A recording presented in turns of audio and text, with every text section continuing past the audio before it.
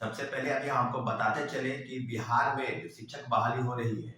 और सभी बिंदुओं की चर्चा इस वीडियो के माध्यम से होगी कि आगे क्या होने वाला है। निश्चित रूप से आप सबको पता है कि बिहार में जो शिक्षक बहाली की प्रक्रिया है और उसमें बहुत बड़े जो खुलासे हुए हैं धांधली को लेकर, बिल्कुल अब स्पष्ट हो गई है कि बीपीएससी ने जिस डिसॉल्वर गैंग की गिरफ्तारी की है उसने काफी राज खोले हैं और आर्थिक अपराध इकाई की रिपोर्ट बिल्कुल 48 पेज का एफआईआर जो लॉन्च किया गया है उसके संदर्भ में मैं आपको बता दूं कि काफी चीजें बिल्कुल अब सामने स्पष्ट हो गई है। जो गिरोह का सरगना है उसकी गिरफ्तारी के बाद बिल्कुल अब क्लियर हो गया है कि आगे क्या होने वाला है। लगभग जो चीजें सामने थी कि हजारीबाग के सेंटरों से लगभग 300 लोगों की जो गिरफ्तारी हुई,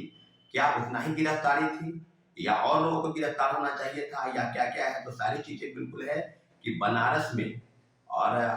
बनारस के बाद दानापुर के सेंटरों से और कई जगहों से जो है वो लोगों को गिरफ्तार करने के बाद लोगों को सरोवर गैंग द्वारा जो प्रश्न पत्र मुहैया कराने की बात की जा रही थी और प्रश्न पत्र संदर्भ में जो चीजें सामने हैं, इसका मतलब स्पष्ट है कि बड़े पैमाने पर इस तीसरे फेज की बहाली की प्रक्रिया में सारी चीजों को लगभग करने का मतलब सेटिंग गेटिंग के आधार पर आप नियुक्ति प्रक्रिया को बढ़ा रहे थे। जो परीक्षाएं हो रही थी उसमें जो प्रिंटिंग प्रेस के लोगों को गिरफ्तार किया गया है, प्रिंटिंग प्रेस के लोगों से पूछताछ करने वाली है और सारी चीजें बिल्कुल अब ये हो गई है कि बीपीएससी लोगों की भी संलिप्तता इसमें है, जो बात हम पहले से कह रहे हैं साथियों। तो अब जो बातें ये हैं कि लगातार अभी मात्र आर्थिक अपराध इकाई की रिपोर्ट सौंप दी गई है, उसके बावजूद भी बीपीएससी आनाकानी कर रही है। कई मंत्रियों के बयान आ रहे हैं सारे संदर्भ में कि आगे जो है प्रक्रिया के अंतर्गत जो चीजें हैं बिल्कुल एक सिरे से खारिज कर देना कि हुआ कुछ नहीं है। तो सारी चीजें बिल्कुल अब स्पष्ट हो गई है और कल एक बहुत बड़े आंदोलन की तैयारी, बीपीएससी घेराव की तैयारी लगभग शिक्षक अभ्यर्थी कर रहे हैं। और मैं आपको बता दूं कि जितने भी शिक्षक अभ्यर्थी हैं, 4.25 लाख शिक्षक अभ्यर्थी,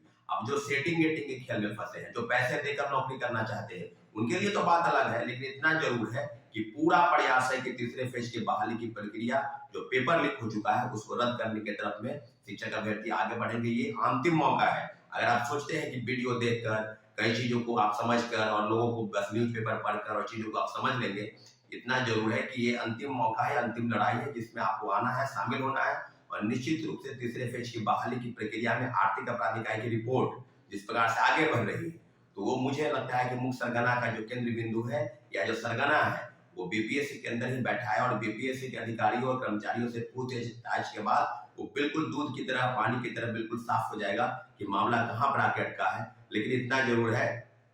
जिस तरह शिक्षा मंत्री जी का बयान है और माननीय वर्तमान शिक्षा मंत्री जो पूर्व आईपीएस अधिकारी भी रहे श्री सुनील कुमार जी, उन्होंने स्पष्ट कहा है कि आर्थिक अपराध इकाई की रिपोर्ट को जो है वो मानना पड़ेगा, वो बीपीएससी को मानना पड़ेगा। जांच का दायरा और जांच किस तरफ आगे बढ़ेगी, सारे बिंदुओं पर चर्चाएं हो रही है। लेकिन इतना जरूर है कि आर्थिक अपराध इकाई ने कई मामलों के पहले भी खुलासे किए हैं। आपको पता है इसके पहले सिपाही भर्ती के मामले को लेकर उनकी जो रिपोर्ट आई वो सरकार को मानने के लिए बाध्य होना पड़ा। उसके पहले इंटर स्तरीय जो 2017 में परीक्षाएं होने वाली थी जिसका पेपर लीक हुआ, उस मामले में भी लगभग सैकड़ों लोगों की गिरफ्तारी हुई। पूर्व चेयरमैन बीएसएससी के सुधीर कुमार और सचिव परमेश्वर राम सहित सैकड़ों लोग जेल में गए। उसके बाद अभी हाल में ही 67वीं पेपर लीक हुआ मामला, उसमें लगभग कई लोगों की गिरफ्तारी हुई और कई मामले सामने आए। वो बीपीएससी द्वारा जो चीजें सामने आ रही है वो बिल्कुल स्पष्ट है, जिस प्रकार से आनाकानी एक सिरे से खारिज कर देना इस बात की तरफ संकेत देते हैं कि बड़े पैमाने पर धांधली जो है उसका जो इनपुट है और उसका जो मेन बिंदु है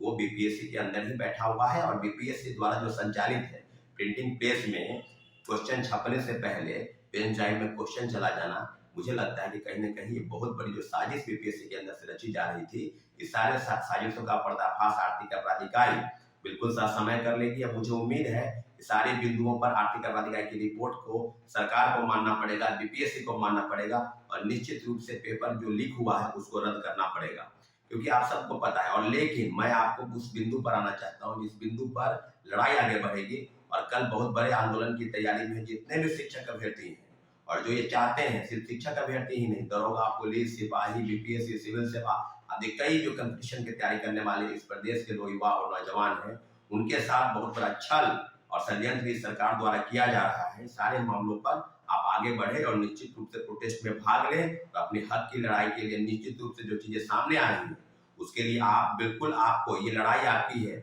अब शिक्षकों का क्या रोल रहता है, आपका क्या रोल रहता है, नहीं रहता है, लेकिन आपके साथ press, print media, electronic media सब साथी आपके साथ है। प्रोटेस्ट करने की जरूरत है, बड़े आंदोलन की तैयारी कल है। निश्चित रूप से कल अपना सब समय निकालकर 11 बजे बीपीएससी कार्यालय पहुंचे और निश्चित रूप से अपनी लड़ाई को अंतिम मुकाम तक पहुंचाने में अपनी अहम भूमिका अदा करें। साथियों, धन्यवाद। जय हिंद।